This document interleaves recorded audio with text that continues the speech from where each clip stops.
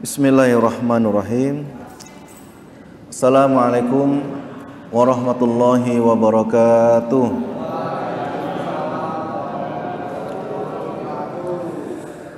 Innal hamdalillah wassalatu wassalamu ala Rasulillah wa ala alihi wa mawala. Bapak-bapak, adik-adik, jamaah taklim rutin yang insyaallah dirahmati Allah Subhanahu wa taala. Alhamdulillah, Allah masih berikan kepada kita kenikmatan yang banyak. Maka kenikmatan ini harus kita syukuri, dan bentuk syukurnya adalah dengan menggunakan nikmat ini, kesempatan ini untuk beribadah kepadanya. Kemudian salawat dan salam semoga tercurah untuk Nabi Agung Muhammad sallallahu alaihi wasallam, kepada keluarganya, sahabatnya, dan seluruh umatnya. Dan mudah-mudahan semua kita menjadi orang-orang yang pada saatnya nanti pantas untuk mendapatkan syafaatnya. Amin Allahumma amin. Itu Pak Haji Norman jangan dekat-dekat sama Pak Bahari itu. Jadi reunian dia.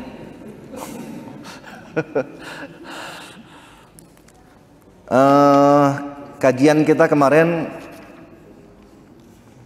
sempat menyinggung tentang yang hampir sama antara madhi, mani dengan madi.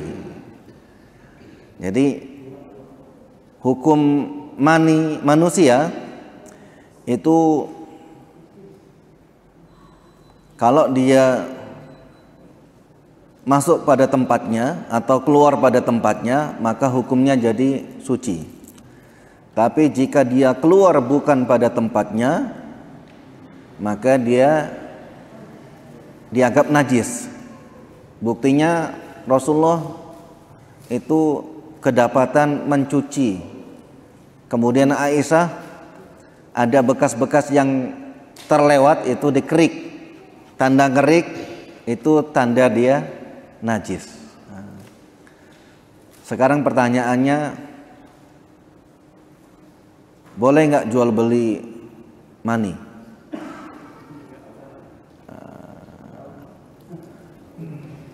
Dilihat dulu mani siapa. Kalau maninya manusia, seluruh yang keluar dari manusia ini, kalau dari bawah, depan, belakang itu najis.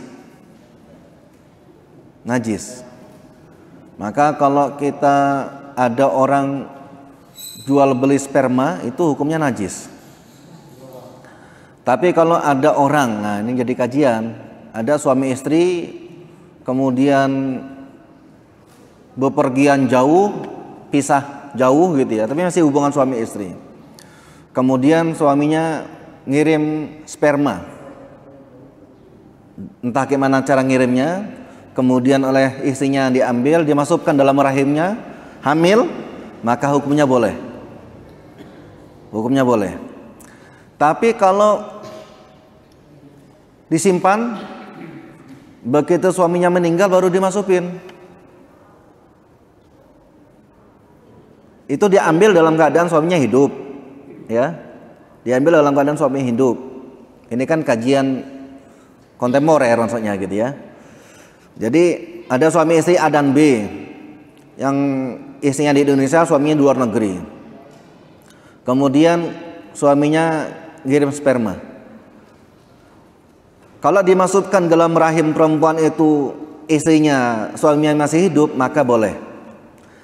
Tapi begitu disimpan, nggak lama suaminya dapat musibah, kemudian nama istri langsung cepat dibansupin, maka hukumnya jadi haram. Jadi haram. Kenapa? Karena sudah jatuh hubungan talak kematian. Talak kematian. Tapi kalau suaminya lagi sekarat, kemudian dimasukkan, nah, masih ada hubungan suami istri, gitu. Kalau sekarang ada namanya apa, kalau kambing itu pacek ya, apa? Pacek. Jadi ada orang punya kambing, kambing bandot besar, kemudian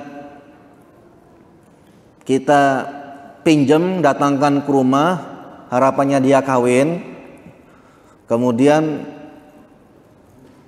sebulan, kemudian seorang yang minjam tadi bayar, istilahnya bayar sperma, boleh nggak?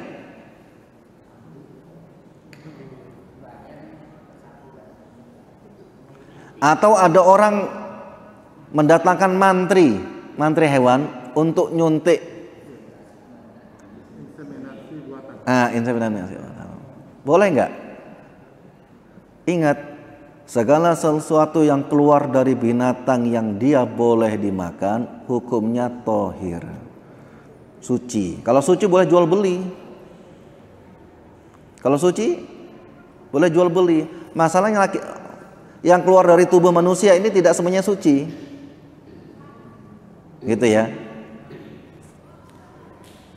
Kalau binatang, binatang kan nggak ada akad nikah, nggak ada ini kan, terserah aja gitu, terserah aja. Walaupun dunia medis sekarang medis hewan itu, kalau bisa, kalau orang punya peternakan, kalau bisa jangan sampai ada perkawinan antara induk ayam dengan anak ayam, atau pejantan yang besar ngawinin anak ayam yang perempuan. Walaupun boleh-boleh saja, tapi kalau dipelihara anaknya nggak bagus biasanya. Ini saya lagi belajar di YouTube tentang sistem perkawinan ayam. Maka kalau kambing itu orang akan ditelusuri ini dari mana asalnya itu. Saya punya teman di Prengsewu, dia punya imbos gitu ya, Ustadz Masrur, itu dia punya punya 10 ekor kuda.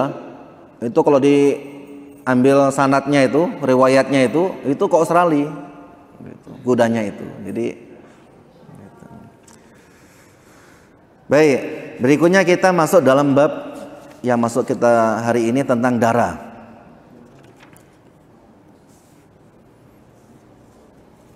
Darah, apa hukum darah? Kalau kemarin disebutkan dihalalkan untuk kita 2 bangkai dan 2 darah. Bangkainya bangkai belalang dan bangkai ikan atau sejenisnya. Kemudian 2 darah itu adalah hati dan limpa. Hati dan limpa. Jadi kalau ada darah yang keluar dari tubuh manusia, itu pada hakikatnya najis. Jadi darah yang keluar dari tubuh kita itu najis pada hakikatnya. Tapi kalau sedikit kita sholat, yu'fa anhu, dimaafkan. Dimaafkan itu bukan berarti nggak apa-apa, ada apa-apa juga. Cuman karena sedikit, maka apalagi darah yang banyak. Masalah nanti terkait ada pejuang, dulu para sahabat habis perang itu sholat di depannya itu pedang-pedang gitu ya, masih berlumuran darah, bajunya kena darah. Kenapa? Ya karena para sahabat sulit untuk nyuci itu sulit. Untuk nyuci itu sulit. Gitu. Maka dimaafkan. Fid daruro tubihul mahdurun. Dalam keadaan terdesak, sesuatu yang diharamkan jadi boleh. Contoh, ghibah, ngomongin orang itu pada hakikatnya haram. Tapi karena darurat untuk perbaikan, maka dibolehkan. Dan dibolehkan asal dengan ketentuan apa? Kepada orang yang tepat. Jadi nggak boleh ngomong sama orang yang kira-kira dia tidak bisa memberikan solusi, nggak boleh. Hindun itu mengadu dengan Rasulullah. Hindun itu masih sepupunya Rasulullah. Ya Rasulullah, inna zauji rajulun syahih. Maaf, Hindun itu istrinya Abu Sufyan, pamannya Rasulullah, berarti bibiknya. Ya Rasulullah, inna zauji rajulun syahih la yu'tini ma yakfi ni wa bani. afa akhudhuhu min mali bi ghairi ilmin. Ya Rasulullah, saya punya suami itu orang yang pelit, tidak pernah memberikan padaku sesuatu yang cukup untuk diriku dan anak-anakku. Boleh nggak ambil harta suamiku tanpa sepengetahuannya? Boleh nggak, Bu? Boleh, Bu? Boleh. Hati-hati bapak-bapak nyimpan-nyimpan itu. Jadi kata Rasulullah, khudhi ma yakfiki wa banik. Ambil, boleh kamu ambil sesuatu yang cukup untuk kamu dan anak-anakmu bil ma'ruf, yang sepadan gitu ya. Jadi ambil ya untuk belanja, untuk beli pakaian gitu boleh. Tapi kalau untuk beli emas, beli cincin itu investasi itu nggak boleh. Artinya dalam hal ini Hindun itu gibah, ngomongin orang gitu. Atau kita ngomongin orang dalam hal agar orang terhindar dari kejahatannya, boleh. Yang nggak boleh ngomong tentang masalah pribadinya, tentang dia berzina atau tidak, itu nggak boleh. Tapi kalau bahaya tentang keuangannya, hati-hati orang ini kalau sering ngutang. Makanya dulu saya sering sebutkan, hati-hati Pak Tri dengan orang ini, hati-hati Pak Kasim, Pak Barani. Bener, kemana-mana ngutang aja. Nggak takut dia bilang bapak saya meninggal, ibu saya sakit. Dengan saya juga begitu, setiap ini saya bilang, ada nggak kabar lain kecuali ngutang sih? Maka lagi-lagi, enak kita boleh dalam hal ini berbicara tentang aib orang, tapi yang terkait masalah keuangan, tentang politik, sosial itu boleh. Tapi kalau masalah saya semalam melihat dia dengan ini, nggak boleh.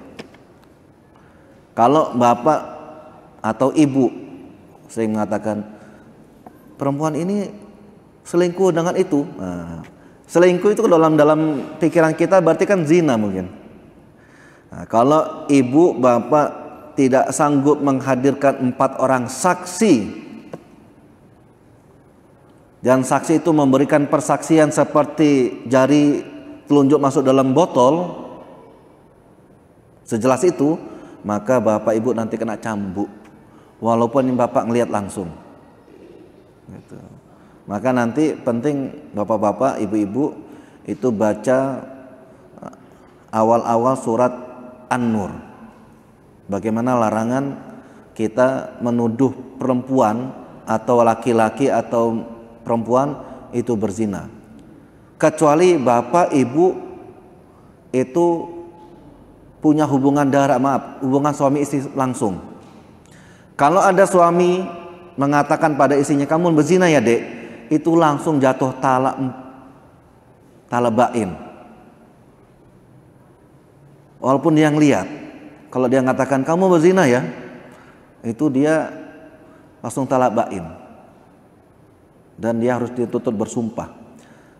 Tapi kalau dia mengatakan pakai bersindir, saya tahu apa yang kamu lakukan, tobat aja lah, kasihan anak-anak kita gitu. Masih nyindir-nyindir, itu masih bisa berkumpul, masih bisa hubungan suami istri, masih bisa. Tapi kalau dia sudah katakan kamu berzina atau saya lihat kamu dengan, itu udah ini. Oke, berikutnya disebutkan an Asma binti Abi Bakrin radhiyallahu anhuma anna Nabi sallallahu alaihi wasallam qala fi damil haid yusibul thawb tahuttuhu thumma takrusuhu bil ma thumma tandahu thumma tusalli fihi, muttafaqun alaih. Ini dikisahkan Rasulullah menjawab pertanyaan tentang darah haid yang mengenai pakaian. Jadi kalau dulu orang itu punya pakaian itu nggak banyak. Kalau sekarang kan orang haid bisa ganti-ganti pakaian. Kalau dulu, kalau pakaian kena haid ya dicuci dulu sehingga dia gak kemana-mana.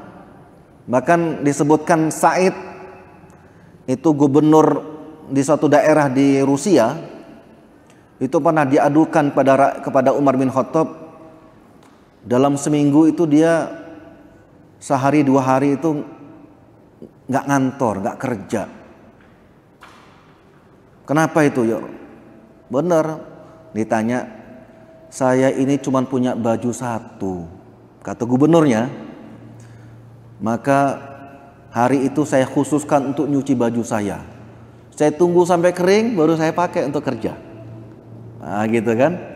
Begitu sederhananya para gitu. Kalau sekarang kan enggak, kita bajunya beda-beda gitu. Hari Senin, Selasa, Rabu, Kamis, Jumat beda-beda.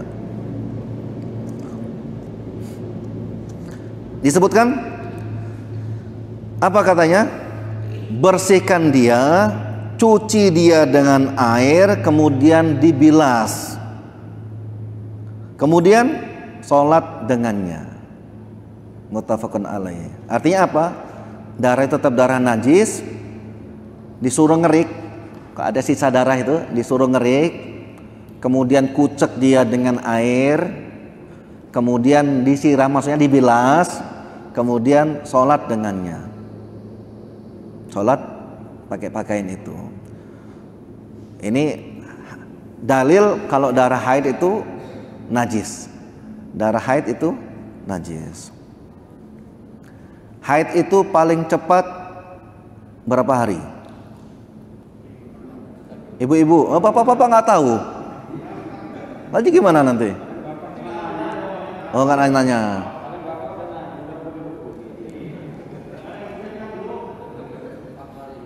Hah? Haid itu Bu, Pak, paling cepat itu 1 hari. 1 hari. Paling cepat. Paling lama itu 14 hari. Kalau ada di antara istri-istri Bapak, ini saya katakan istri-istri Bapak ya. Karena bapaknya banyak gitu.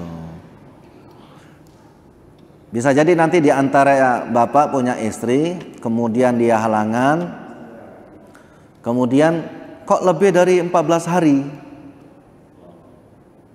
gitu. Yang dianggap darah haid itu 14 hari. Lebih dari 14 hari itu darah kotor, darah penyakit. Jadi gimana? Setiap mau sholat dibersihkan, tidak perlu mandi wajib. Ini terjadi kalau habis pergi jauh, kemudian harus adaptasi lagi gitu ya. Biasa tempat dingin, kemudian dia pergi haji. Atau biasa tempat panas, kemudian datang ke tempat yang dingin, perubahan cuaca. Nah, ini kadang-kadang bisa menimbulkan hal-hal yang berbeda dengan umumnya. Gitu ya. Sama dengan darah nifas. Darah nifas itu paling cepat sehari. Paling lama 14 hari. Gitu ya. Paling lama 14 hari. Maaf, 40 hari. Mohon maaf. Ngetes Bapak paham apa enggak gitu kan. Ngetes saya, ngetes gitu. Iya, jadi darah nifas itu paling cepat 1 hari. Maka Mas Bahari bisa, istrinya baru lahiran nanya udah bersih belum? Sehari bisa.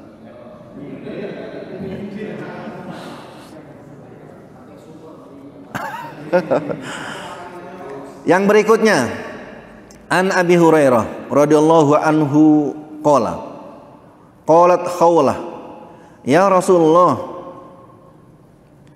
fa illam yadhhabid dam, kalau seandainya dicuci darahnya masih ada sisa, masih ada bekas, qala yakfiki alma wala yadurki atharuhu. Jadi cukup bagimu cuci dengan air. Kalau ada sisanya, maka itu nggak apa-apa. Nah gitu dah.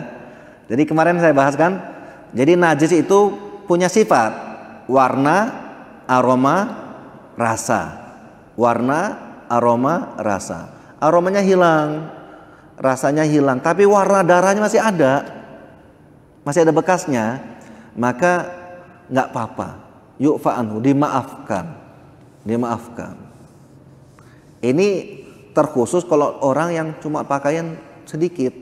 Tapi kalau kita punya pakaian banyak kan bisa ganti-ganti. Gitu. Itu ya. Kemudian saya pernah ditanya, boleh nggak perempuan yang halangan atau laki-laki yang berhalangan itu motong kuku atau mencukur sesuatu? Boleh nggak? Kenapa nggak boleh? Hah? Gimana?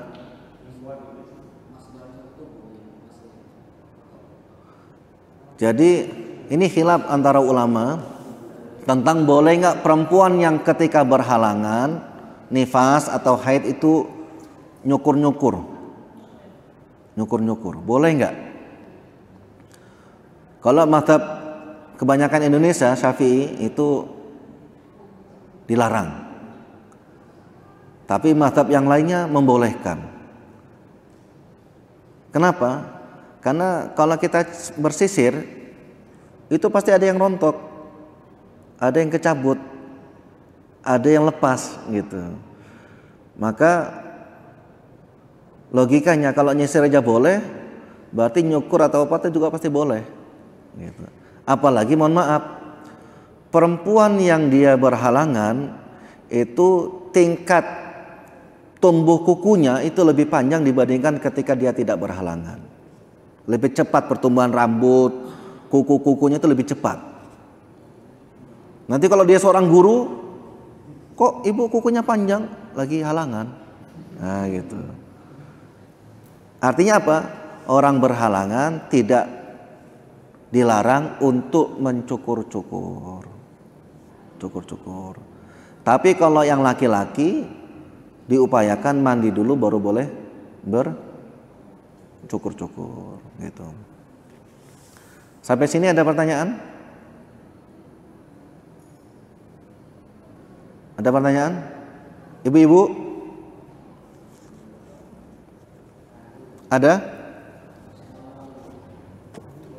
Kasih mic, ada mic nggak? Nggak ada. Baik. Sekarang kita masuk dalam bab wudu. Bab wudu. Wudu ini syartun li sihhatis shalah. Wudu itu syarat sahnya sholat. Orang kalau dia tidak memenuhi syarat, maka dia tidak diterima amalnya. Jadi syarat itu secara bahasa dalam kaidah fikih itu ma yalzam min adamil adam wa la yalzam min wujudihil wujud. Sesuatu yang jika dia tidak terpenuhi tidak diterimanya amal. Ya, syarat itu secara bahasa kaidah fikih itu ma yalzam min adamihil adam wa la yalzam min wujudihil wujud. Sesuatu jika dia tidak ada maka tidak diterimanya amal. Tapi belum tentu orang yang melakukan itu harus beramal. Orang kalau tidak berwudu sholatnya nggak diterima.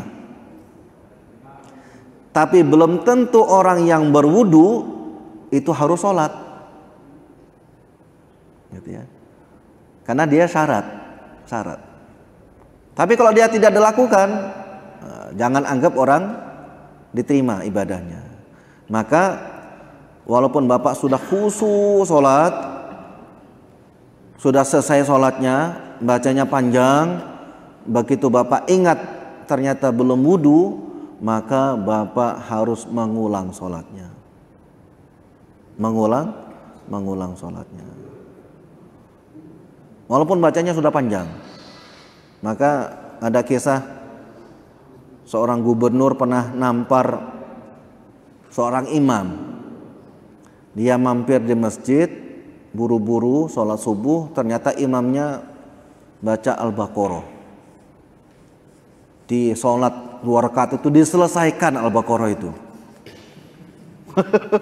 Orang buru-buru.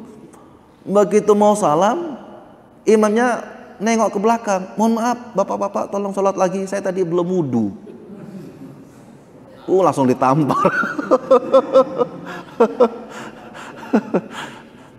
Padahal kalau dia tidak lakukan, ya dia balik badan, tarik satu orang untuk jadi imam, atau kalau kena darurat, boleh saja dia langsung di Assalamualaikum warahmatullah, Assalamualaikum warahmatullah gitu. Orang sudah aman, bapak pulang, wudu lagi, sholat sendirian. Gitu. Boleh sebenarnya. Maka tidak selamanya orang jujur itu benar.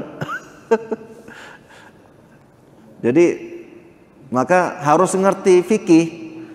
Makanya bapak-bapak, kalau untuk jadi imam sholat saja kita harus cari orang terbaik, aqra'uhum, yang paling faham Qur'annya, paling banyak hafalan Qur'annya. Kemudian afqah, yang paling ngerti fikih tentang sholat. Apalagi mimpin negara ya 5 tahun ini.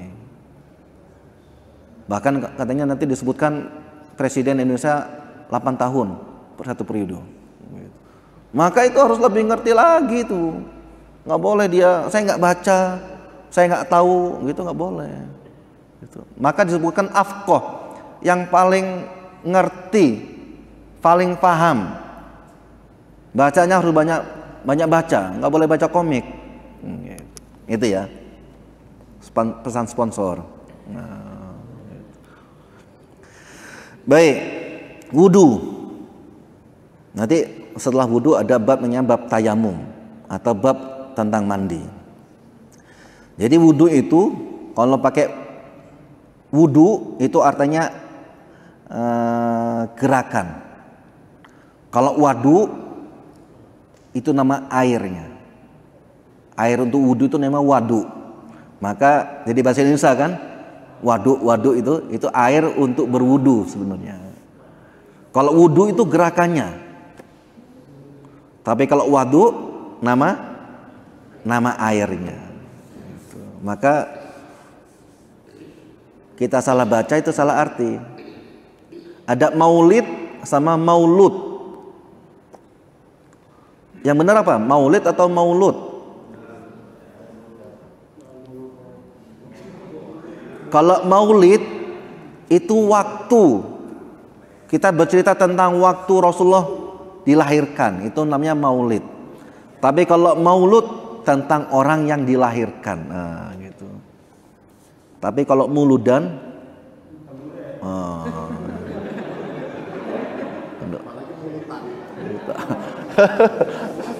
tentang kunuren. Baik, disebutkan dalam hadis. Idza tawadda al-abdu al-muslim au mu'min fa ghassala wajhahu kharajat min wajhi kullu khati'atin. Jadi jika seorang muslim berwudu, seorang hamba muslim atau mukmin dia berwudu, setiap dia mencuci wajahnya maka keluarlah dosa-dosanya beserta tetesan yang terakhir.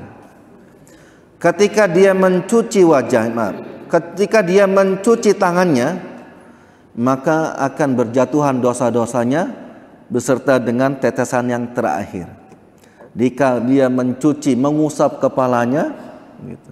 Jika dia mencuci kakinya, maka keluarlah dosa-dosa kakinya sampai tetesan terakhir.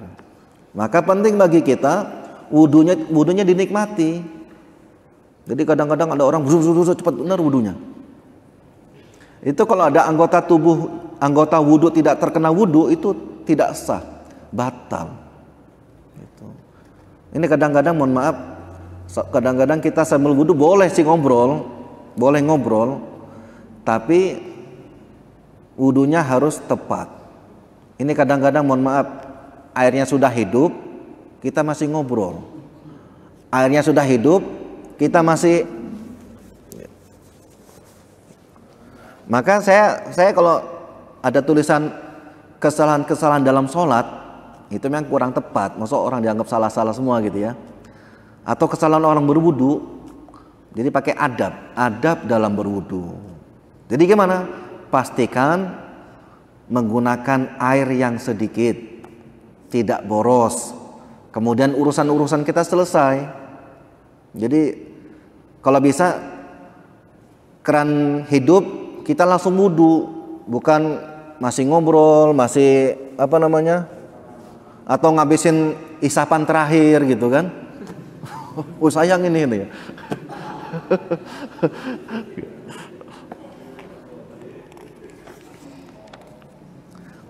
Baik, hadis yang pertama.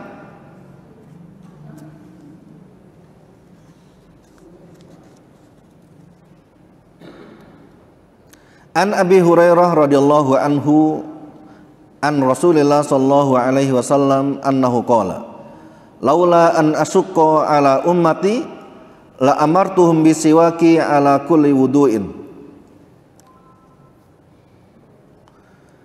Dari Abi Hurairah, dia mengatakan dari Rasulullah sallallahu alaihi wasallam, dia berkata atau dia bersabda, laula an asyqa ala ummati, kalau tidak memberatkan umatku, tentu saya akan perintahkan mereka untuk sikat gigi pada setiap dia berwudu. Atau dalam riwayat lain, pada setiap dia ingin sholat. Kalau karena tidak memberatkan umatku. Jadi pentingnya kita bersih-bersih, mau sholat itu bersih-bersih di antara gigi. Bahkan disebutkan orang yang sholat kemudian sambil itu hilang khusyuk ini pasti dia. Waduh, habis pesta gitu kan.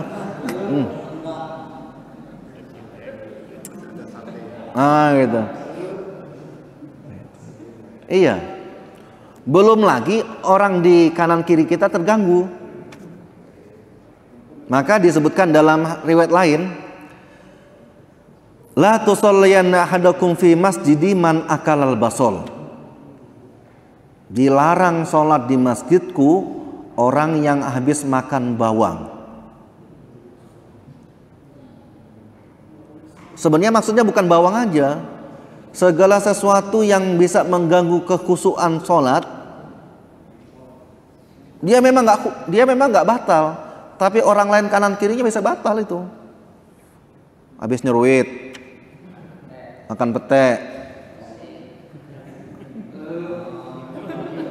makan duren. Iya, ada orang nggak pening makan duren nggak pening, tapi nyium bau duren itu apa gelegean, gitu. Oh itu bisa batal ya, gitu. Atau pakai minyak wangi kewangian.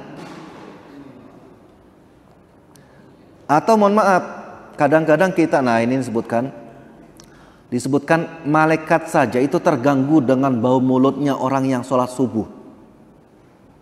Itu malaikat saja terganggu. Apalagi tetangga-tetangga kita gitu kan.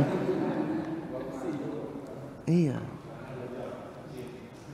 Maka kan ada hadis gini, bau mulutnya orang yang berpuasa itu nanti di sorga akan digantikan lebih wangi daripada minyak kasturi. Itu nanti di sorga.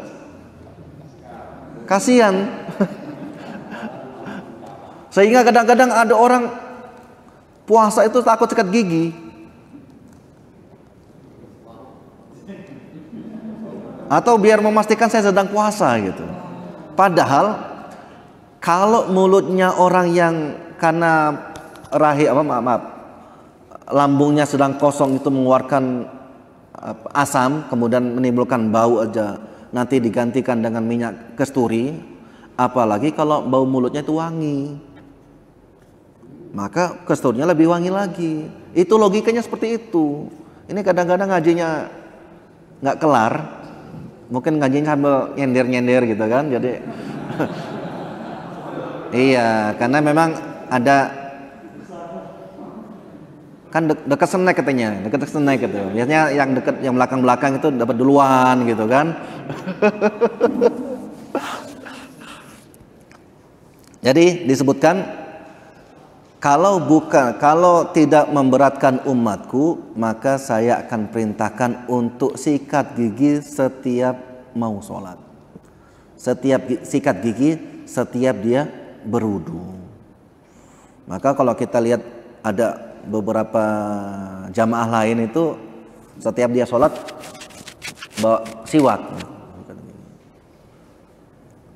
Tapi ya siwaknya yang benar-benar siwak gitu ya. Saya pernah tawarin bukan siwak, tapi besar bener.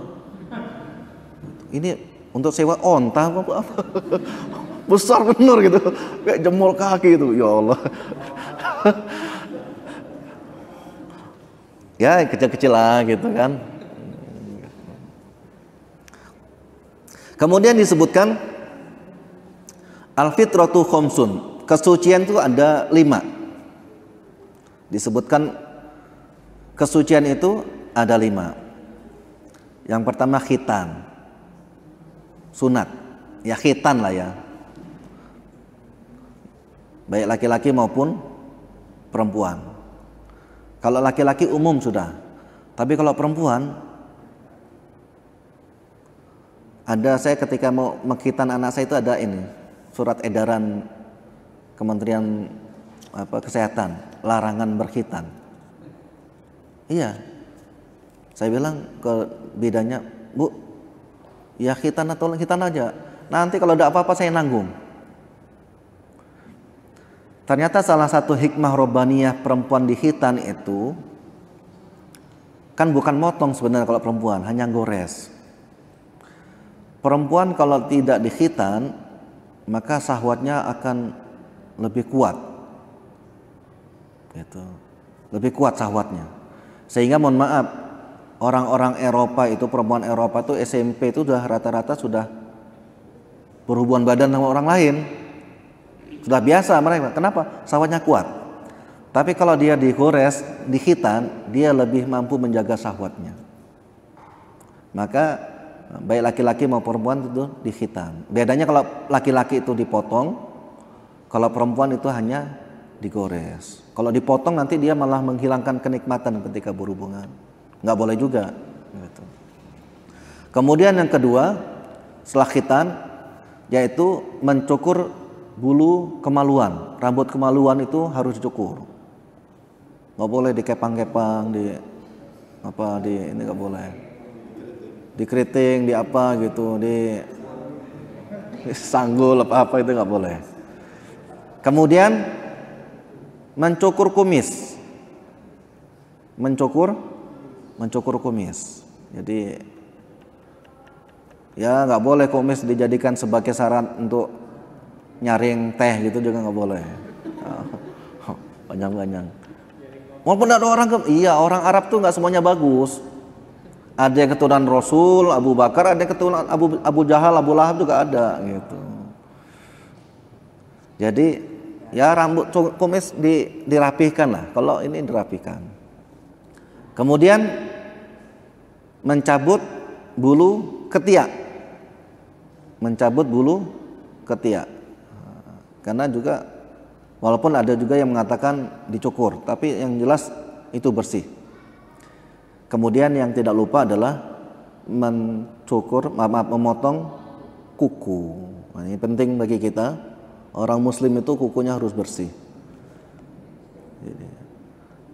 Jadi salah satu madakhil syaitan, itu tempat setan bersembunyi itu di kuku. Diriwayatkan itu azab yang paling ringan itu azabnya Abu Thalib. Dia mau meninggal itu ditalkinkan nggak bisa. Rasulullah memberikan syafaat, ngambil air liurnya, dilap ke seluruh anggota tubuhnya. Harapannya apa? Anggota tubuh, kulit yang kena air liur Rasul itu tidak kena sengatan api neraka. Cuman karena kukunya panjang, api neraka itu masuk lewat celah-celah kuku. Maka bodinya bagus, casingnya bagus, dalamnya sudah hancur. Nah kita juga begitu. Bisa jadi wudhu kita itu nggak sah gara-gara air nggak masuk ke celah-celah kuku. Ibu-ibu, bapak-bapak juga begitu. Ini kadang-kadang ada orang sengaja dipelihara kukunya. Padahal nggak mungkin bapak wudhu gini-gini kan, nggak mungkin. Iya. Maka lagi-lagi kita harus bersih-bersih. Motong kuku tidak harus hari Jumat, gitu. Walaupun hari Jumat itu sunnah. Kalau sudah panjang banget ya potong aja, jangan nunggu hari Jumat, nanti lupa malah, gitu. Jadi tidak harus nunggu hari Jumat. Tapi kalau bapak memang sudah rutin Jumat ya baguslah. Tapi kalau kelewat nanti malah nggak baik ya potong kuku. Dan dianjurkan potong kuku tidak harus motong-motong. Disebutkan gimana dulu?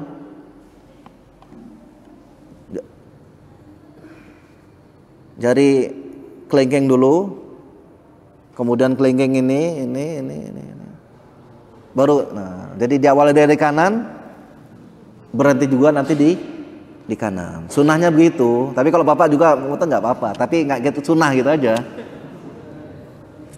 Jadi bapak motong dari jari kelingking, nanti selesainya di jari manis. Sunnahnya begitu. Tapi kalau bapak mau motong juga nggak apa-apa. Tapi nggak dapat sunnah gitu aja. Baik, azan dulu. Nanti kita buka sesi tanya jawab. Wallahu a'lam bishawab.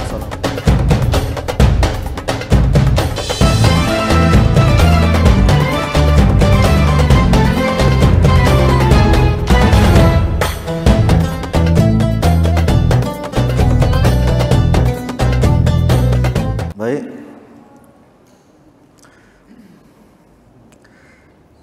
Jadi hadis tadi yang kita bacakan tadi, para ulama berbeda pendapat tentang hukum siwak, sikat gigi ketika berwudu. Ada yang mengatakan hadis itu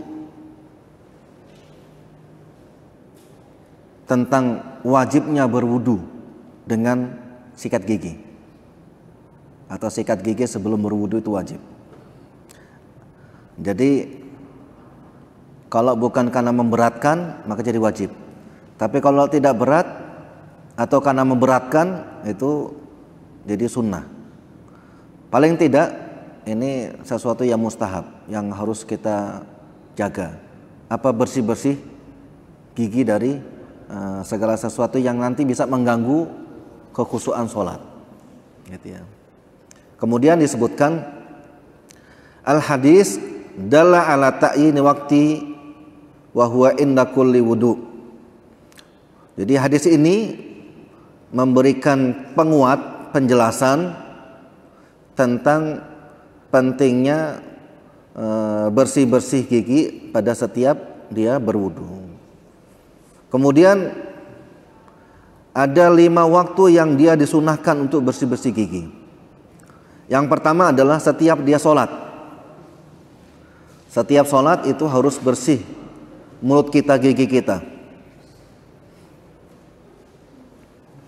Kemudian yang kedua, setiap dia berwudu. Setiap berwudu itu giginya juga harus bersih. Yang ketiga, setiap dia membaca Al-Quran. Ya. Jadi orang baca Quran mulutnya bau itu dapat pahala. Tapi dengan baca Quran dengan mulutnya bersih itu lebih berpahala. Kenapa? Yang kita baca ini kalamullah, firman-Nya Allah. Gitu. Maka dia harus menghadirkan ahsanul hay'ah, sesuatu yang paling baik. Jadi orang baca Quran pakai baju yang lama itu boleh, tapi dengan baca Quran pakai baju yang bagus, menghadap kiblat, bersih pakaian, pakai minyak wangi itu lebih bagus lagi. Gitu. Kemudian setiap dia bangun tidur itu dianjurkan untuk sikat gigi. Kemudian setiap dirasa mulutnya sudah berubah baunya. Jadi 5 waktu ini harus diperhatikan. Maka kalau kayak gini orang Islam pasti bersih-bersih, gitu ya. Mana ada agama lain itu mengajarkan orang bersih-bersih sampai waktu-waktu ini dituntun coba. Kecuali dalam Islam. Maka lagi-lagi bersyukur Allah berikan kita hidayah Maka hidayah ini harus dijaga, harus dipertahankan. Jangan sampai nanti gara-gara uang nanti berubah gitu ya. Kemudian kita isya dulu lah ya, biar masuk dalam hadis lain. Masih 5 menit. Baik. Kemudian subbab wudu, tentang tata cara wudu. An Humron. Humron ini budaknya Utsman bin Affan, kemudian dibebaskan, dimerdekakan, tapi dia masih mau ikut Utsman. Anna Utsman da'a biwadu'in. Utsman minta dibawakan wadu. Masih ingat gak wadu? Apa wadu? Air wudu. Kemudian Utsman mengatakan, si Humron meriwayatkan, Utsman mencuci kedua tangannya 3 kali. Kemudian tamatmat, kumur-kumur. Kemudian wastansak, istinsak, ngambil air, disedot dari hidung. Wastansaro itu mengeluarkan. Summa ghasala wajahu salasan.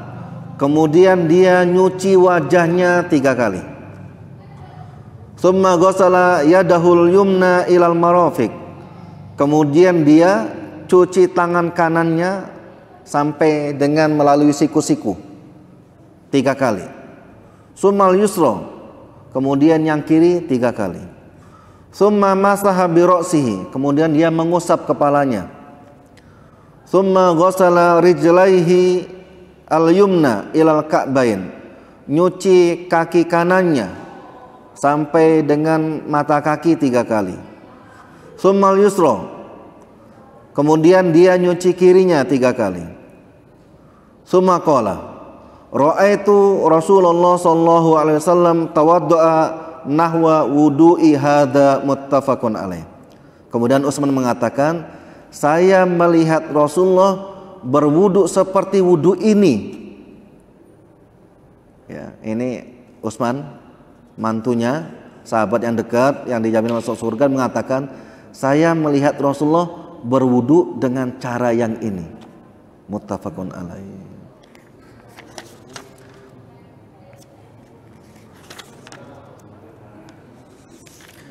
Baik.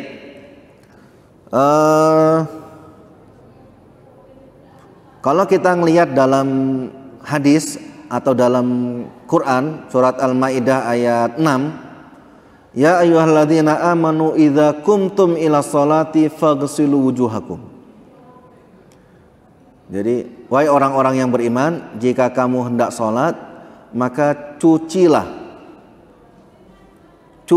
wajahmu, kemudian tanganmu sampai siku-siku, kemudian usap kepalamu, kemudian cuci kaki sampai mata kaki.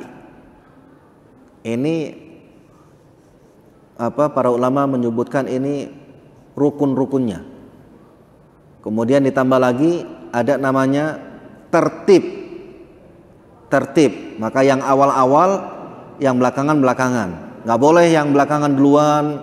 Kan kaki kan tempatnya kotor, berarti kita nyuci kaki dulu baru ke atas gitu.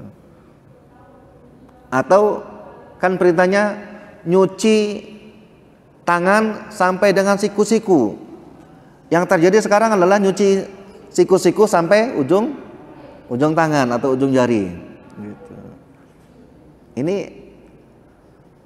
atau perintahnya, ingat, perintahnya adalah mencuci, al-ghuslu. Al-ghuslu bimana adalku. Mencuci itu di mana memijat. Gitu. Nyuci itu ngucek. Yang terjadi sekarang adalah orang cuman basahin. Gini-gini aja, kakinya sambil nenteng sarung, gaya belakang gitu kan, set kaki belakang gitu. Iya. Maka lagi-lagi kalau kita ngelihat hadis ini, ternyata memang selama ini kita kurang tepat dalam berwudu. Nanti kalau babnya selesai kita akan ajarkan cara berwudu. Walaupun tidak seragam, paling tidak mendekati yang disebutkan dalam hadis ini. Gitu ya. Jadi ada perubahan. Yang nyampe sudah kajian, kayaknya kemarin sudah toharo terus. Babnya sudah lama nih, tapi wudunya nggak berubah-berubah, gitu juga salah juga nanti. Baik, kita jeda sholat dulu, nanti lanjutkan. Assalamualaikum warahmatullahi wabarakatuh.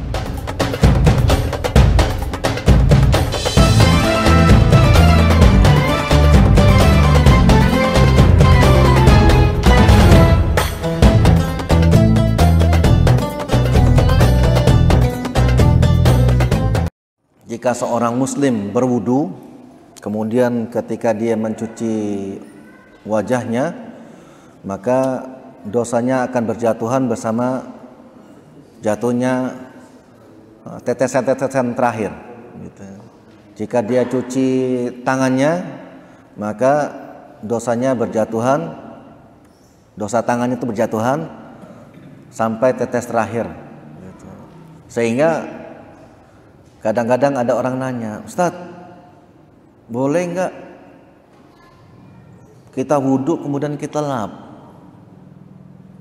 Katanya dosanya berguguran sampai tetesan terakhir, berarti nggak boleh ngelap, nggak boleh ngelap air wudhu. Kemudian saya tanya lagi, kamu kalau mandi wajib anduan nggak? Anduan, nah berarti boleh. berarti boleh gitu. Itu kan Allah melalui lisan Rasulullah menggambarkan setiap kita berwudu itu menghapus dosa-dosa, menghapus kesalahan. Makanya kadang-kadang orang muslim itu disebutkan wajahnya enak dilihat karena sering berwudu. Saya sering berhadapan dengan dosen-dosen saya di Libya itu, kan dosennya rata-rata dari Sudan. Ada teman dari Mauritania, dari Afrika. Itu walaupun hitamnya orang Afrika itu beda dengan hitamnya orang Papua. Orang Papua itu hitamnya kayak gitu-gitu aja. Tapi kalau orang Afrika itu hitamnya tuh mengkilat-mengkilat. Udah kayak warna-warna biru lah gitu. Tapi hitamnya, mohon maaf, karena dia muslim sering enak ngelihatnya. Bahkan dulu saya dengan teman-teman kuliah itu sengaja pulang muter jauh karena kepingin lihat anaknya Ustadz itu kecil, hitam tapi cantik. Senyumnya cantik gitu. Maka wajar Umar bin Khattab itu ketika dia nanti kalau saya masuk surga ya Allah, saya kepingin perempuan itu cirinya kayak gini-gini, disebutkan yang kulitnya hitam. Umar bin Khattab itu minta khusus bidadarinya warnanya hitam.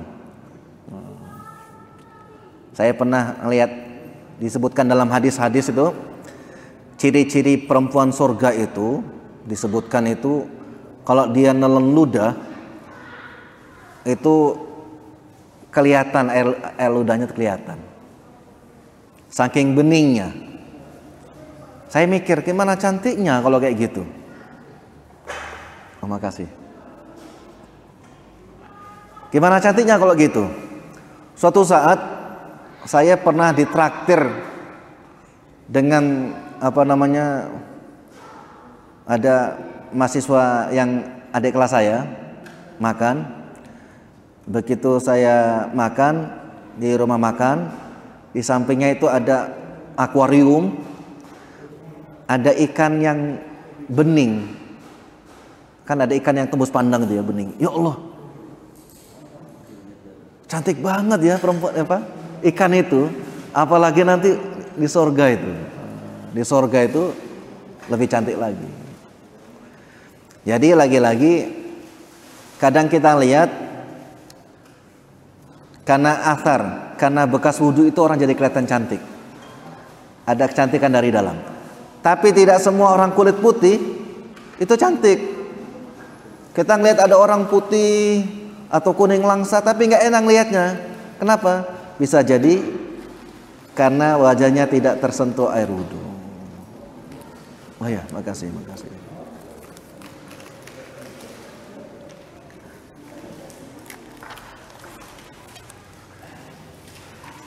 Biar selesai dulu ya. Karena biasanya benda yang bergerak itu lebih dinanti.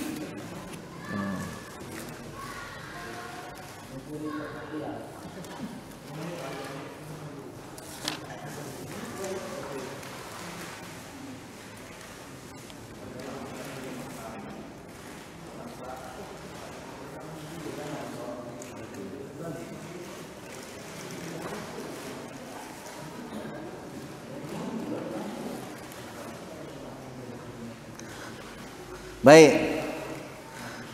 Dalam riwayat lain, Utsman itu minta kepada Humron itu dibawakan air. Kira-kira airnya itu satu mut inilah. Satu mangkok lah kira-kira gitu ya. Wih, mantap ini. Aksesoris. Kemudian apa yang dilakukan Utsman? Utsman mencuci. Jadi ini kira-kira airnya. Anggaplah ini satu mut ya, anggaplah satu mut. Kemudian Utsman mencuci tangan kanannya.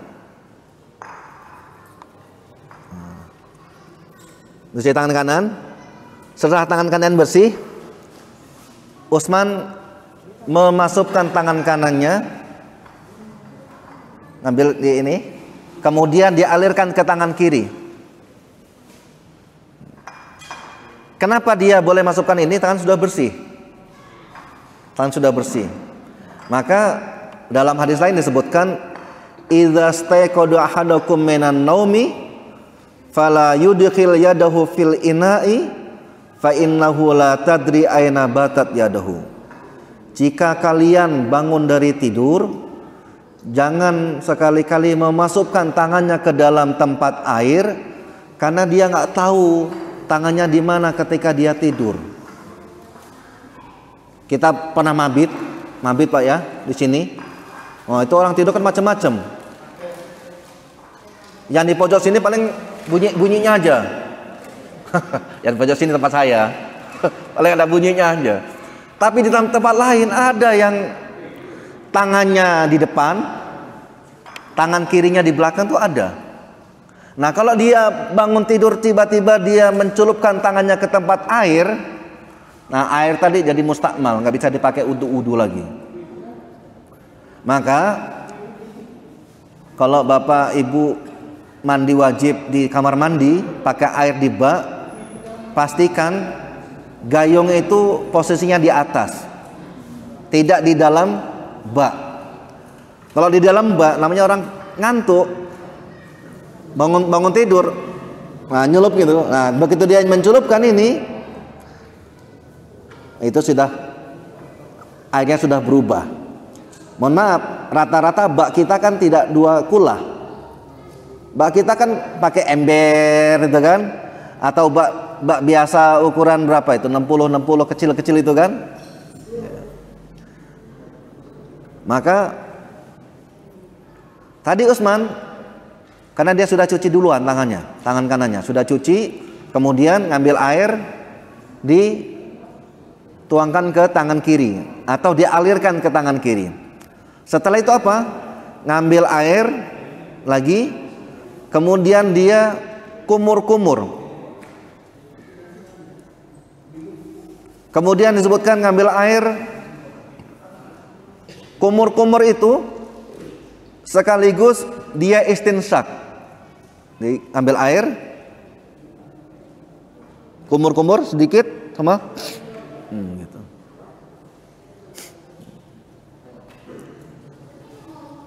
Kenapa kita dianjurkan untuk istinsyak gitu? Kenapa sebelah kiri? Karena di kanannya kita itu ada malaikat. Maka bapak-bapak kalau ngudah itu dianjurkan untuk sebelah kiri. Ngudah, buang ingus itu sebelah kiri. Buang yang kotor-kotor itu sebelah kiri. Tapi kalau darurat ya boleh kanan juga boleh gitu. Nggak harus kita nyopir masuk sebelah kiri gitu kan. Ya ke kanan lah.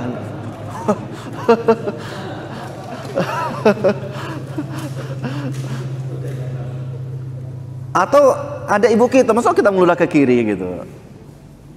Nah gimana caranya lah, pokoknya gitu. Jadi memang kadang-kadang mohon maaf, perlunya kita paham.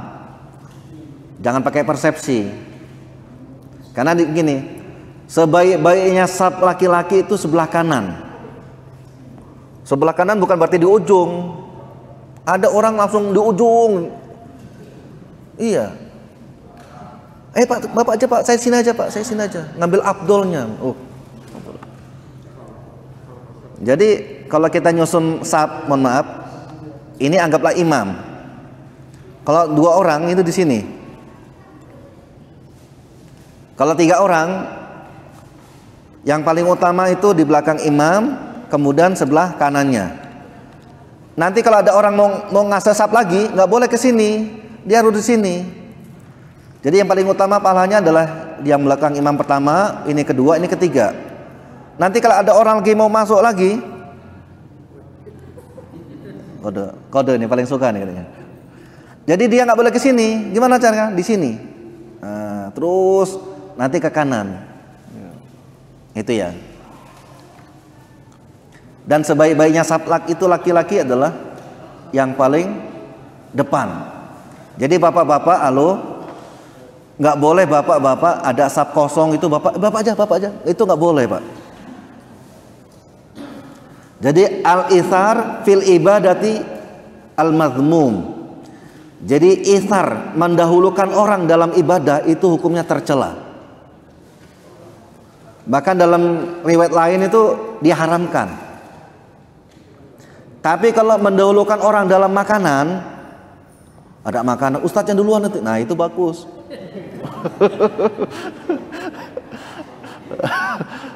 Iya. Atau ngasih buaya dulu bagus gitu. Jadi ithar dalam ibadah itu haram. Tapi ithar mendahulukan orang dalam makanan, jamuan, atau ngasih apa gitu, maka itu dalam hal sosial itu boleh dan terpuji. Kemudian berapa air yang untuk mencuci? Kadar air untuk mencuci itu berapa? Ini kadang-kadang orang untuk nyuci muka 1 gayung, kumur-kumur 1 gayung, nyuci tangan 1 gayung, jadi butuh 2 ember.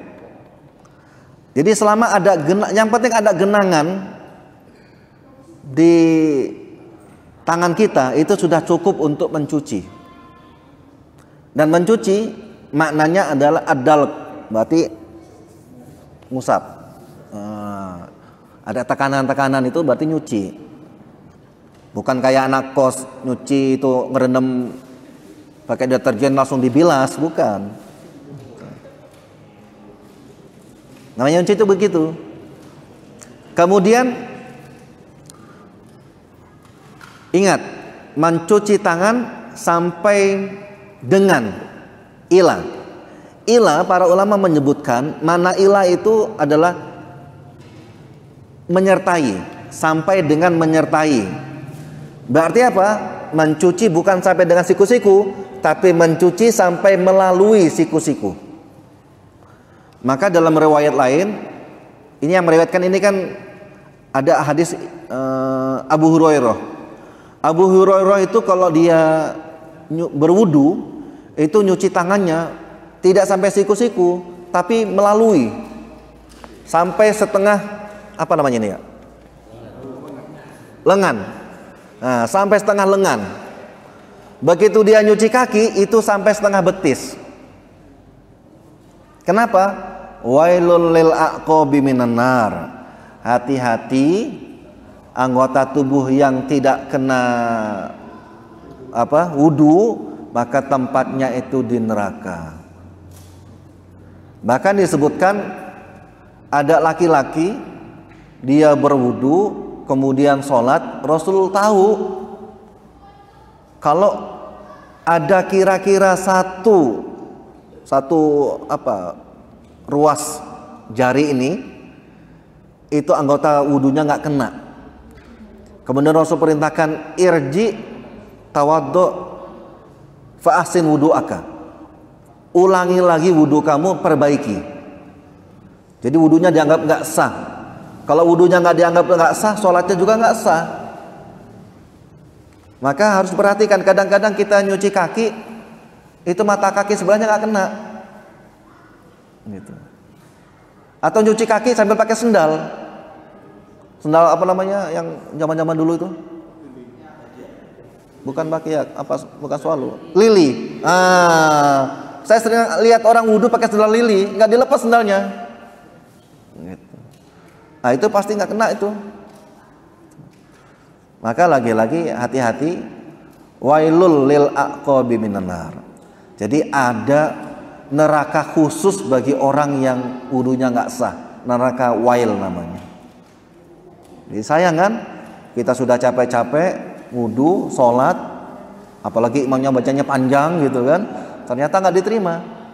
Gitu. Kemudian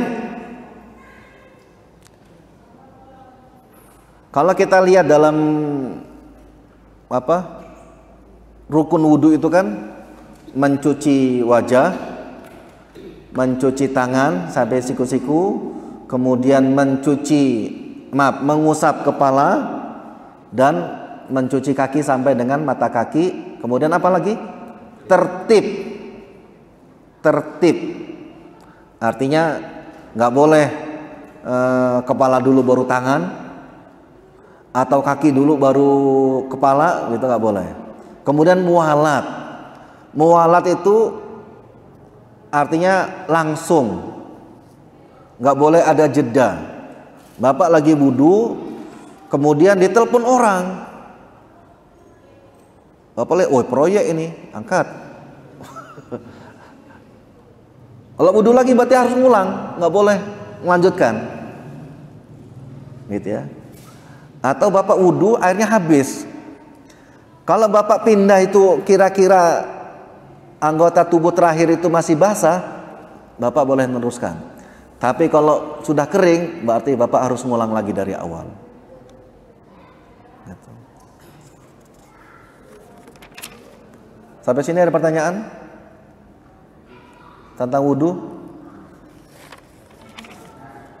Ya. Ya, wudu. Disebutkan Rasulullah dalam riwayatnya, Rasulullah wudu itu sekali. Dalam riwayat lain Rasulullah berwudu itu mencuci, membasuh kumur-kumur itu 2 kali. Dalam riwayat lain Rasulullah mencuci semuanya pokoknya 3 kali.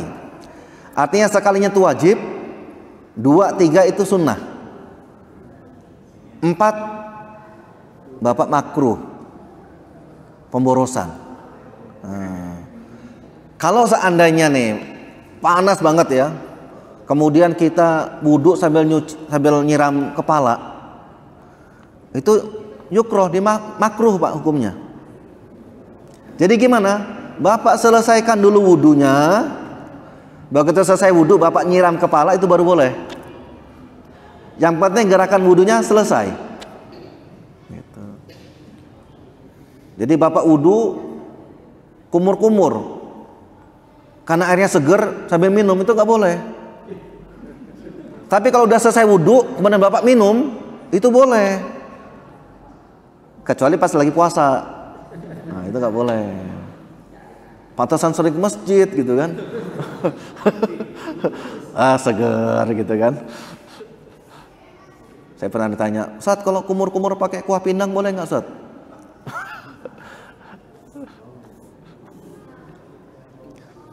Kemudian jadi kita lihat, artinya pakai air yang sedikit saja cukup. Dan dianjurkan pakai air sedikit. Jadi nggak boleh keran itu dihidupin pol tuh nggak boleh, Pak. Disebutkan la tusrif fil wudu wa in kunta fi ma'in jarin. Jangan berboros dalam berwudu walaupun engkau berada di sungai yang mengalir. Padahal Rasulullah tinggalnya di Mekah Madinah itu, syariat tentang wudunya di Madinah. Di Mekah waktu itu belum ada. Di Madinah nggak ada sungai, gitu. Maka diperintahkan untuk berwudu dengan penghematan, menghemat air. Ini kadang-kadang satu ember sendiri untuk kita. Padahal satu ember itu kalau dituangkan pelan-pelan bisa untuk banyak orang, gitu ya. Bisa untuk banyak orang. Ada pertanyaan? Ya, silakan.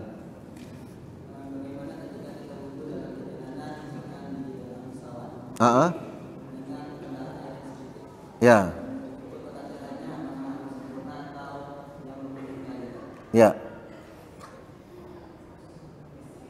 Kalau di pesawat tidak dianjurkan berwudu.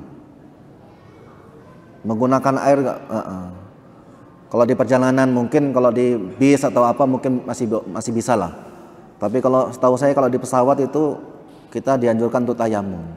Karena tempatnya nggak boleh situasinya nggak boleh menggunakan banyak air, gitu ya. Jadi kalau kita di tempat yang kita sulit air, maka wudunya ya pakai air yang sedikit. Seandainya Bapak cuma bawa aqua 1 botol itu, kemudian kalau Bapak berwudu nanti nggak minum. Tapi kalau minum nanti nggak berwudu, gimana? Nah, Bapak tayamum aja. Jadi tayamum. Kalau kita di bis sulit kita mau nyuci-nyuci gitu ya, maka kita dianjurkan untuk tayamum. Dulu saya waktu sering pulang pergi Jakarta, ketemu mahasiswa di Lampung lah, kenal gitu ya, dia mau nyebrang juga. Taksiran saya itu subuh sudah di kampung rambutan, ternyata subuh masih di tol. Jadi saya tayamum, sholat, kemudian agak saya kerasin Allahu Akbar. Jadi kalau dalam sholat di kendaraan itu Bapak dianjurkan untuk agak mengeraskan sedikit takbirnya. Kenapa? Orang yang malu-malu jadi sholat juga. Boleh kita Allahu Akbar. Oh, sholat, ada teman sholat juga, boleh. Nggak boleh nyumput-nyumput sholat, itu nggak boleh. Jadi kalau dalam sholat wajib itu harus ditampakkan. Bayar zakat itu harus ditampakkan. Tapi kalau infak, sodako, sholat sunnah, ya, itu harus boleh dianjurkan sembunyi-sembunyi. Tapi dalam syiar boleh, gitu.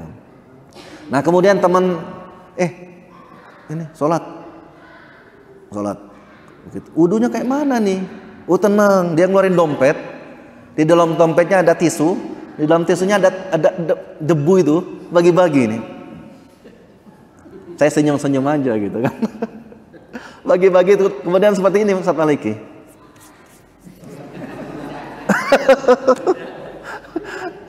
Padahal dalam wudu, dalam tayamum itu sifatnya ta'abbud.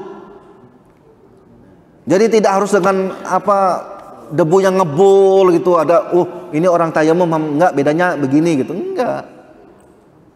Nanti ada babnya gitu. Ya. Jadi sifatnya sifat ta'abbud. Nah, kalau kita di kendaraan kira-kira kita sulit untuk mengeluarkan air atau kita juga masih butuh air, dianjurkan untuk tayamum.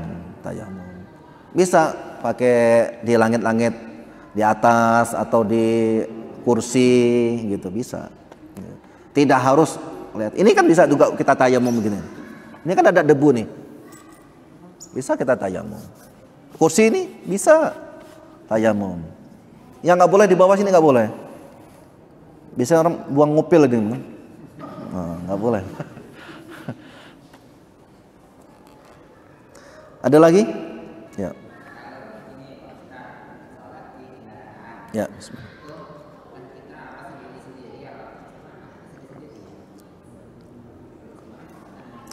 Ya. Kalau sholat di kendaraan, kita bisa berjamaah dengan yang terdekat aja. Terdekat. Sebelah gitu ya. Masih dekat. Kemudian kursi belakang masih bisa. Gitu. Yang terdekat aja lah, boleh. Gitu. Sebenarnya sholat itu harus menghadap kiblat. Tapi karena kita kesulitan untuk menghadap kiblat, nanti mobilnya belok, kita mau gimana juga. Gitu. Akhirnya apa? Kiblatnya adalah ke arah kendaraan menuju. Ke arah kendaraan. Maka niatnya mustaqbilal kiblati. Niatnya menghadap kiblat. Niatnya menghadap kiblat. Ada lagi? Ya. Oh ya, yang ibu-ibu dulu ya.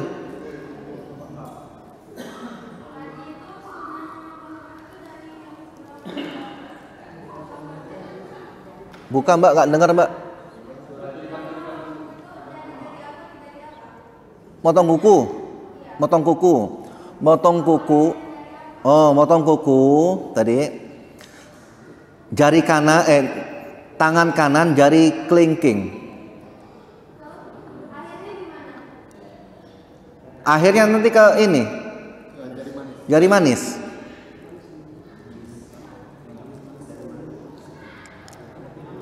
Atau ada juga yang mengatakan jari telunjuk, jari telunjuk ke tengah, kemudian ke manis, kelingking, nanti ketemunya nanti di jempol kanan. Yang jelas diawali dari tangan kanan, diakhiri dari tangan kanan. Itu yang disunahkan. Tangan kanan diawali. Nanti akhirnya tangan kanan juga. Bisa kelingking duluan, bisa juga dari jari apa namanya? Telunjuk duluan. Gitu. Itu ya. Ya, Mas Bari.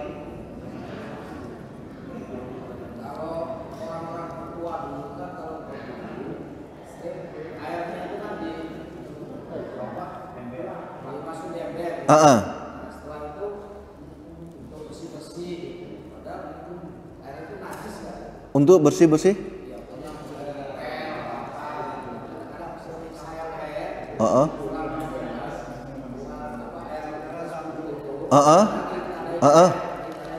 Oh ya, hemat air. Oh ya, ya. Ya. Jadi air yang digunakan untuk apa namanya, kan air kan ada 3 jenis ya. Air tohur, air tohir, air apa namanya, mustakmal, air najis. 3 ya. Air yang tohur itu air yang bisa suci mensucikan. Kemudian yang kedua adalah air suci, air yang kecampur dengan benda lain, gitu ya. Kemudian air najis. Nah, kalau air yang kita pakai bersuci, itu kan jadinya hukumnya air mustakmal. Tapi dia nggak najis. Nah, dia untuk nyiram kembang, untuk ngepel-ngepel nggak apa-apa, karena bukan untuk menghilangkan yang najis, atau bukan untuk bersuci, nggak apa-apa. Untuk ngelap-ngelap itu nggak apa-apa. Untuk nyuci mobil, untuk mandiin kucing, nggak apa-apa, gitu. Karena kita bukan untuk mensucikan dari hadas. Tapi kalau untuk berwudu harus dengan air yang tohur. Jadi kalau air cucian, air mandi kita ditampung untuk nyiram kembang nggak apa-apa, malah bagus. Iya, bapak mandiin anak bayi, asal dia nggak pakai sabun-sabun gitu ya. Kemudian habis bersih-bersih itu untuk nyiram-nyiram kembang malah bagus. Untuk ngepel nggak apa-apa. Yang penting bukan untuk bersuci. Nah, gitu. Untuk ngepel nggak apa-apa. Ngelap-ngelap nggak apa-apa. Ada lagi?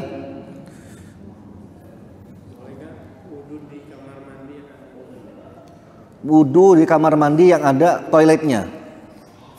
Baik.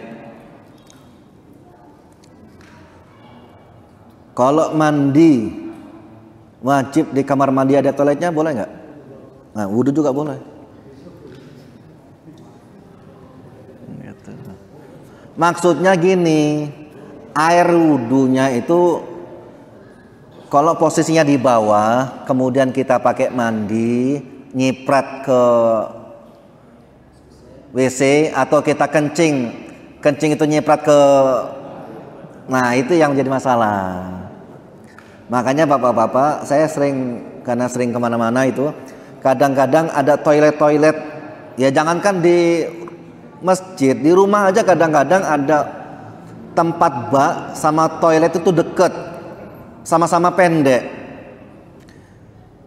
memungkinkan orang kencing nyiprat itu masuk dalam bak. Apalagi orang buru-buru dari turun bis kepingin ini kencing kan, nah kemana-mana dia gitu.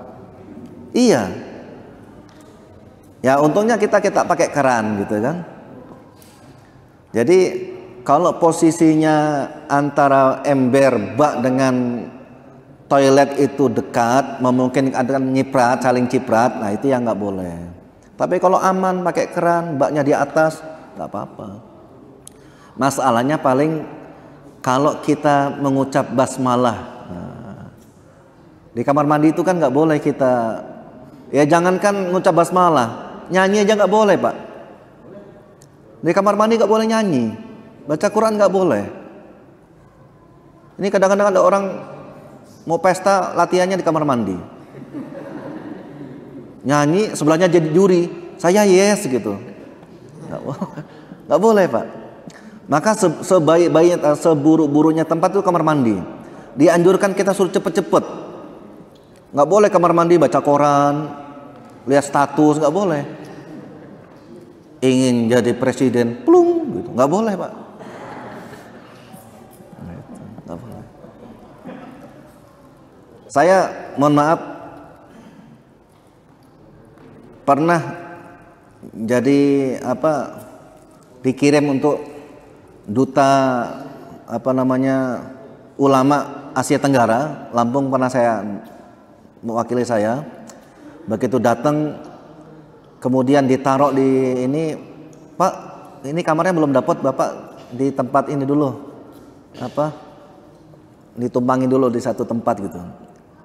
Kalau mandi situ Pak, kamar mandinya itu kira-kira 1/4 masjid ini Pak. Kamar mandinya itu oh bagus bener, cuman mau saya foto malu bener lah, moto-moto gitu. Bagus bener, ada tamannya, sini kamar mandi, ya Allah. Saya baru mikir, orang barat kamar mandinya bagus-bagus, sebentar mereka di kamar mandi. Kita udah sempit, bau lama gitu. Kadang-kadang ketiduran.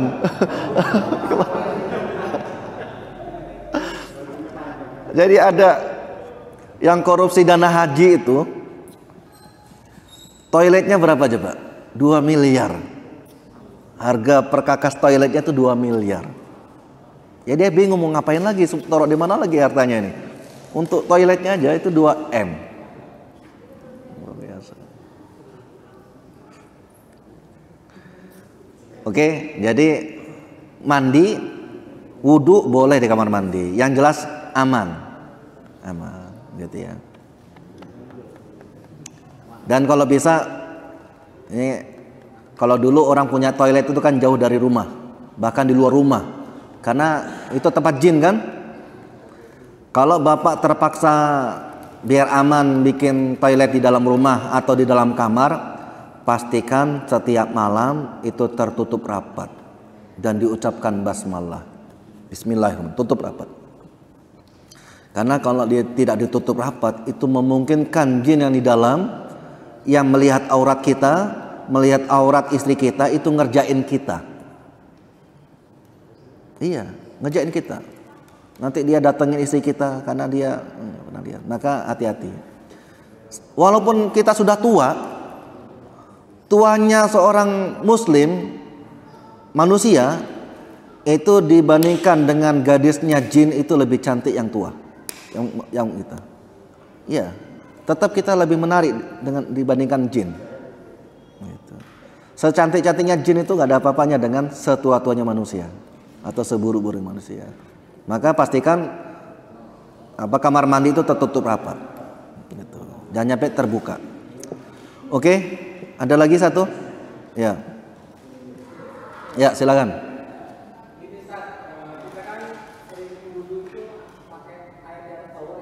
Ya. Ya.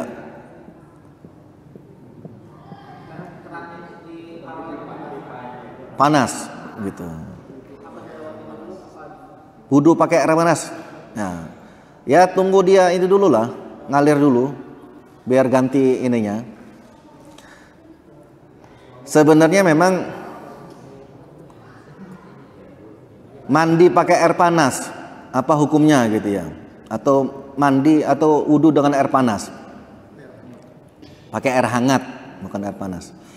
Jadi sebenarnya sudah kita bahas minggu kemarin ini. Ini karena antum nanya khususan lah ya. Gitu. Kalau nggak disengaja nggak apa-apa. Tapi para ulama ada yang memakruhkan. Kalau bapak tidak sanggup mandi dengan air dingin, terpaksa pakai air panas, air hangat. Jadi caranya gimana? Air hangat disiram air dingin. Jangan air dingin disiram air panas. Kenapa? Sifatnya sifat panas itu dilarang. Sama dengan bapak minum madu. Madu disiram air dingin berbeda dengan air disiram madu. Air ketetesan najis berbeda dengan najis ketetesan dengan air. Itu kira-kira. Jadi gimana? Kalau bapak sedang junub, maka hidupkan keran panas, kemudian dikasih keran dingin. Gitu. Jangan keran dingin kasih air panas, beda nilainya. Gitu ya.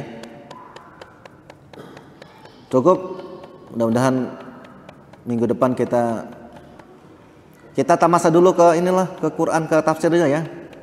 Minggu depan kita tafsir lagi ya, biar nggak toharo terus gitu kan.